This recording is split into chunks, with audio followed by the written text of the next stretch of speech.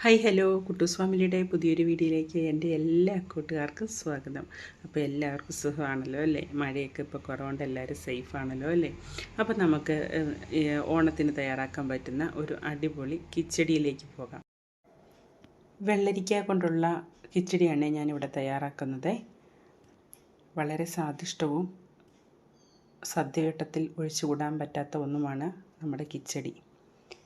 അപ്പം ഞാനിവിടെ എടുത്തിട്ടുള്ളത് ഒരു വെള്ളരിക്കയുടെ പകുതി ഉപയോഗിച്ചാണ് കിച്ചടി ഉണ്ടാക്കിയിരിക്കുന്നത്.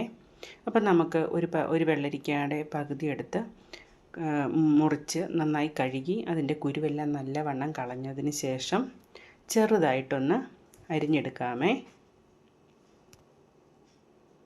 ഈ വലിപ്പത്തിലുള്ള വെള്ളരിക്ക എടുത്തിട്ടുള്ളത് ഇതിൻ്റെ പകുതി മുറിച്ച് നമുക്ക് അതിൻ്റെ കുരുവൊക്കെ ഒന്ന് കളഞ്ഞ് വൃത്തിയാക്കിയിട്ട് ഒന്ന് അരിഞ്ഞെടുക്കാം കേട്ടോ.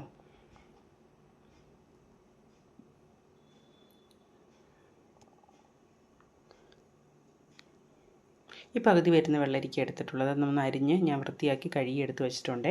ഈ വലിപ്പത്തിലാണ് ഞാൻ വെള്ളരിക്ക അരിഞ്ഞ് വെച്ചിരിക്കുന്നത്. തീരെ പൊടിയായിട്ടും അരിഞ്ഞു പോകേണ്ട, ഒത്തിരി വലുതായിട്ടും വേണ്ട, ഒരു മീഡിയം രീതിയിൽ അരിഞ്ഞെടുത്തിട്ടുള്ളത്.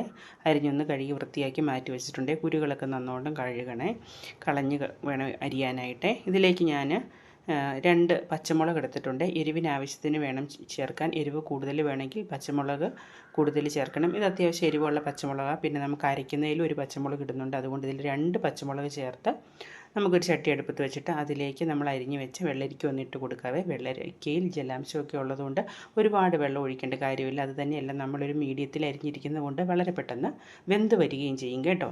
അപ്പം നമുക്ക് ആ വെള്ളരിക്കയിലേക്ക് ഈ 2 പച്ചമുളക് ജസ്റ്റ് ഒന്ന് കീറിയിടാം. അപ്പോൾ ഈ വെള്ളരിക്ക വെന്ത് വരുമ്പോഴത്തേന് അതിലാവശ്യത്തിന് എരിവൊക്കെ പിടിച്ച് കിട്ടും കേട്ടോ. അപ്പം നമ്മൾ പുളിയൊക്കെ ചേർക്കുമ്പം നല്ല സ്വാദായിട്ടിരിക്കും. അപ്പം കുറച്ച് വെള്ളം ചേർത്ത് ഒന്ന് നികന്ന് നിൽക്കുന്ന രീതിയിൽ കുറച്ച് വെള്ളം ചേർത്ത് ഇനി ഇതിന് പാകത്തിനൊരു ശകലം ഉപ്പും കൂടി ഇട്ട് കൊടുത്തിട്ട് നമുക്ക് അടച്ച് വെച്ച് വേവിക്കാവേ. ഒരു 10-15 മിനിറ്റിനുള്ളിൽ വെള്ളരിക്ക വെന്ത് വന്നിട്ടുണ്ട്. ഈ പരുവായിട്ടുണ്ട് കേട്ടോ.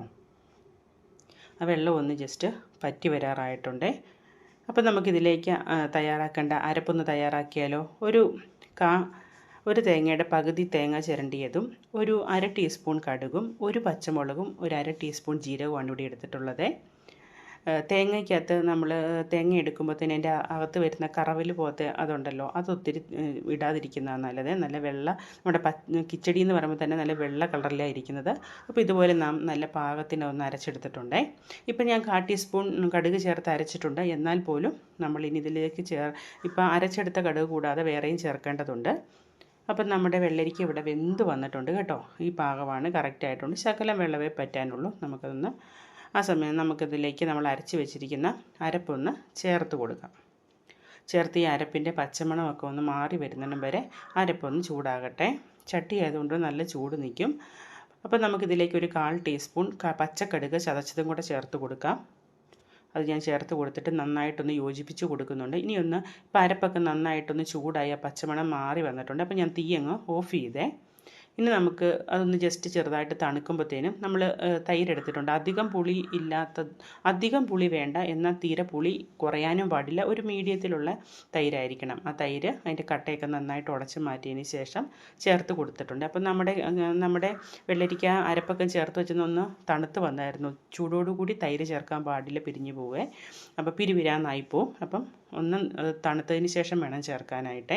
എന്നിട്ടൊന്ന് നന്നായിട്ട് ഇളക്കി യോജിപ്പിച്ചതിന് ശേഷം പാകത്തിന് ഉപ്പൊക്കെ നോക്കിയിട്ട് നമുക്കൊരു നല്ല അടിപൊളി താളിപ്പ് ചേർത്ത് കൊടുക്കാവേ. അപ്പോൾ താളിപ്പ് നമുക്ക് റെഡി ആയിട്ടുണ്ട്. നമുക്ക് കിച്ചടിയുടെ മണ്ടയിലോട്ട് ഈ താളിപ്പൊന്ന് ഒഴിച്ചു കൊടുക്കാം. അതീവ രുചിയേറിയ നമ്മുടെ സദ്യ കിച്ചടി ഇവിടെ റെഡി ആയിട്ടുണ്ട്. ഓണമല്ലേ അല്ലേ? ഓണത്തിന് കിച്ചടി ഇല്ലെങ്കിൽ എന്താ? ഒരു അടിപൊളി എളുപ്പത്തിൽ തയ്യാറാക്കാൻ പറ്റുന്ന കിച്ചടിയാണ് കേട്ടോ. എല്ലാവരും ഉണ്ടാക്കി നോക്കണേ. എല്ലാവർക്കും വീഡിയോ ഇഷ്ടമായ, നമ്മുടെ ഈ റെസിപ്പി ഇഷ്ടമായിട്ട് ലൈക്ക് ചെയ്യാനും ഷെയർ ചെയ്യാനും കമൻറ്റ് ചെയ്യാനും നമ്മളെ ഒന്ന് സപ്പോർട്ട് ചെയ്യാനും എൻ്റെ കൂട്ടുകാരും മറക്കരുത് കേട്ടോ.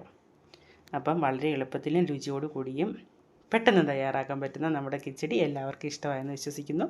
അപ്പോൾ ഇനി പുതിയൊരു നല്ലൊരു വീഡിയോ ആയിട്ട് ഇനി അടുത്ത കാണുന്നത് വരെ എല്ലാവരും സുഖമായിട്ടിരിക്കുന്നു, സേഫായിട്ടിരിക്കുന്നു വിശ്വസിക്കുന്നു. അപ്പം ബൈ, ടാറ്റാ.